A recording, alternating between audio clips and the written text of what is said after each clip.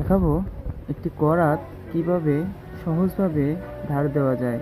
আর এই করাতটি সহজভাবে ধার দেওয়ার জন্য আমার যে পদ্ধতিতে আমি ব্যবহার করেছি, আপনি সাবধানতার সহিত খুবই এই পদ্ধতিটি ব্যবহার করতে পারেন। দেখেন, গ্রাইন্ডিং মেশিনে একটি লোহা কাটা ডিস্ক লাগিয়ে আমি এই করাতটি ধার দিচ্ছি। আর এই করাতটি ধার দেওয়ার সময় অবশ্যই আপনার গ্রাইন্ডিং মেশিনটি অনেক শক্ত করে ধরে রাখতে হবে, কারণ আপনি যদি গ্রাইন্ডিং মেশিনটি শক্ত করে ধরে না রাখতে পারেন, অবশ্যই আপনার বিপদ করতে পারে। তাই অনুগ্রহপূর্বক বলা হচ্ছে যে আপনি গ্রাইন্ডিং মেশিনটি শক্ত করে ধরবেন এবং আমার ভিডিওতে দেখানো যেভাবে করাতটি আমি দেখতেছেন যে গ্রাইন্ডিং মেশিনের পরে দিয়ে আস্তে আস্তে নিজের চোখের দ্বারা সুদক্ষভাবে যে করাতের আলগুলা তৈরি করতেছি বা করাতে ধার দিচ্ছি, এটা আপনি ভিডিওর মাধ্যমে যেভাবে দেখানো আছে ঠিক যেভাবে ধরা আছে করাতটি ঠিক এইভাবে ধরে আপনি করাতটি ধার দিতে পারেন।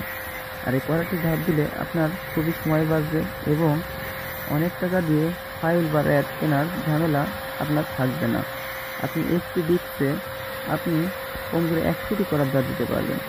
আর এই করাতটি ধার দেওয়ার কিছু পদ্ধতি যেটা আপনাদের দেখানো হলো, সেটা আপনারা নিশ্চিতভাবে চেষ্টা করবেন যাতে করে আপনাদের হাত এবং শরীরের কোনো অঙ্গ যাতে এই ডিস্কের সাথে আঘাত না লাগে, টাচ না লাগে। কারণ এই ডিস্কটি যখন ঘোরে তখন অনেক শক্তিশালীভাবে ঘোরে, আর এই জন্য আপনি করাতটি ধার দিতে পারেন। আর আপনি যদি করাতটি আমার ভিডিও অনুযায়ী ধার দিতে পারেন, অবশ্যই আপনার অনেক সময় বাঁচবে। কারণ আপনি একটি ফাইল কিনলে আপনার করাত ধার দিতে কমসে কম কিছু না হোক আধা ঘন্টা সময় লাগবে, 30 মিনিট সময় লাগবে। আর আপনি এই যদি করাতটি ধার দেন এভাবে, আপনার 5 মিনিটে আপনি করাতটি ধার দিতে পারবেন।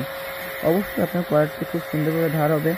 অনেকেই প্রশ্ন করতে পারে যে করাতটি কি নরম হয়ে যাবে কিনা বা শক্ত হয়ে যাবে কিনা।